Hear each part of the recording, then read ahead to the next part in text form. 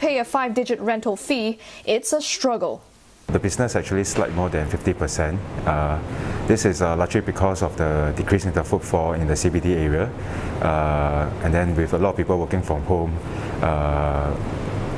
purely by delivery and takeaway, it's very hard to sustain the business. But there's hope. With the recent announcements, there will be a half-month rental relief cash payout for privately owned commercial properties. It will be disbursed from mid-August directly to qualifying tenants as part of a new rental support scheme. Mr. Chang says it's a good move as tenants like himself won't have to wait for landlords to make a decision. We are definitely very grateful and encouraged by this package to help us to tie off this period. But what we really hope for is that the community cases could ease down by 13th of June, and then we could resume dine-in as soon as possible after that. The new measures are set to benefit not only the Taiwan food eatery, but also many food outlets that are struggling. If you take a short walk in the surrounding area, you can see that many shops have their shutters pulled down, and it's unusually quiet on a Friday evening. According to a poll by Singapore Tenants United for Fairness, more than 80% of businesses across retail and F&B services are experiencing a sales drop of more than half with the latest set of restrictions. About 40% are planning to shut most of their shops and lay off staff. Rebates for the rental, once again, small, but better than nothing. I think that's a good sign. But I guess the largest walk away from all the reports is that Minister Lawrence Wong actually mentioned that there's no need to tighten and the measures are working. I think that would really boost our confidence quite a bit. While the incentives are helpful, Mr. Ng adds it's more sustainable for businesses to adapt and adjust in a volatile environment. Meantime, hawkers are getting a leg up. They will pay 50% stall rental in May and June. 71-year-old Sim Mong Soon and his wife are owners of this drink stall at Whampoa Hawker Centre.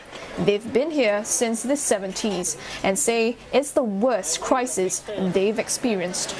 Normally we will order every week maybe 4 or 5 crates, but now no. Now maybe I think less than a crate or maybe worse or sometimes. Facebook groups like Hawkers United have provided a platform to advertise their food and allow customers to do group orders. But elderly hawkers like Mr. Sim aren't turning to these platforms, so they rely heavily on loyal customers since drinks may not always be on the menu compared to cooked food. Even so, he sees his glass half full. Just continue lah. After our age is catching up, we are no more young. Stay here until today. No, we are caught up. In tomorrow's SG Pulse, experts weigh in on Singapore's COVID situation during the 2-week heightened alert and what needs to be done next. Now for a closer look at the needs of local businesses and the new support announced, we are joined by Kurt Wee, President of the Association of Small and Medium Enterprises. Thanks for joining us, Mr. Wee. Beyond businesses in the fitness and art sectors, what other sectors have been hit more badly now than before, and why is that? Well, I'll say that most of the frontline sectors are all hit, be it F&B, services and retail are especially hard hit as well. These are basically enterprises that have frontline presence. They serve consumers, they serve frontline customers, and there's been a sudden and tremendous drop in activity. So as a result, you see their top line all substantially wiped out. And any business that have this situation, they will not be able to sustain their manpower, rental, operational costs. So this announcement is really, really welcomed by businesses, and there's been a lot of dialogues and exchanges. I think there's it demonstrates a close relationship between the business and the public sector, and we're really, really grateful for this. Right, Mr. Wee, there are some sectors that will be getting more wage support, especially those more affected by the restrictions. Now, is this sufficient to tide businesses over the next few months, you think?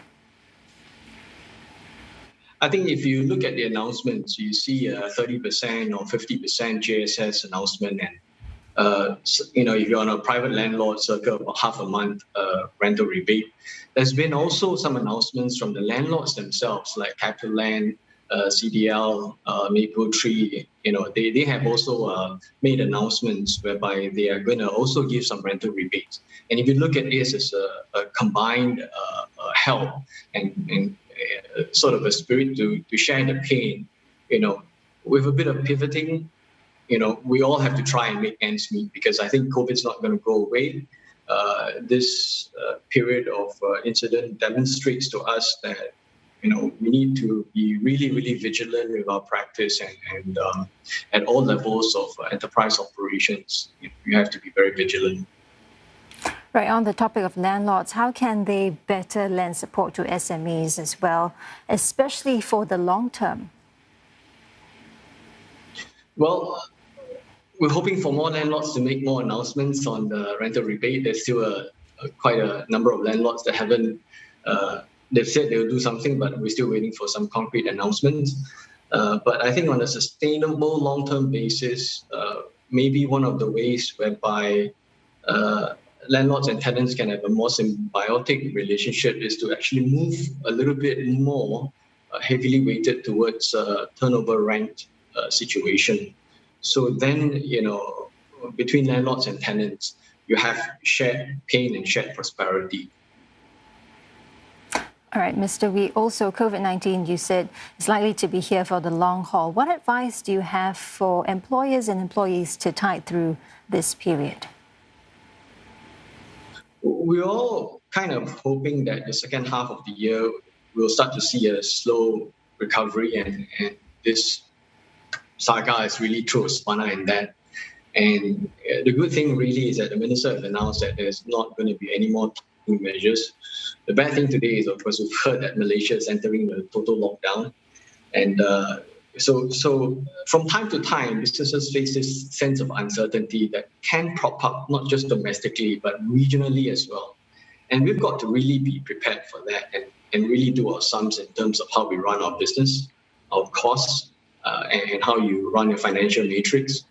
And, government coffers will not be able to forever be there to assist you.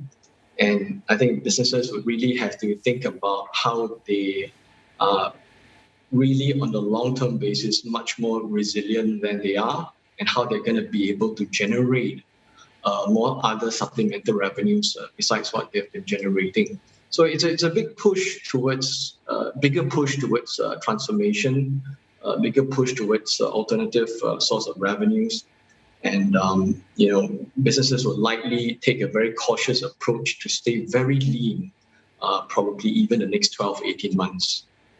All right, thank you, Mr. Wee. That's Kurt Wee, there, President of the Association of Small and Medium Enterprises. A China firm has bagged a contract worth just over $1 billion to design and build the Changi East Depot for Singapore's Cross Island Line. The 57-hectare depot near Changi Exhibition Centre will house the operation centre and maintenance facilities for 70 trains. Construction works are expected to start in the second half of this year, with completion slated for 2030. The Land Transport Authority says China Jingye Engineering Corporation has established track records in local infrastructure and residential projects. They're also involved in the building of Bedok South Station and Thomson East Coast Line tunnels. And that's your business update. Back to you, Don. Thanks, Eugenia. Home Affairs Minister K. Shanmugam has rejected an application by the Online Citizen website to cancel a correction direction that was issued against it. MHA says that the conditions for issuing the order are met and the application didn't provide any grounds to the contrary.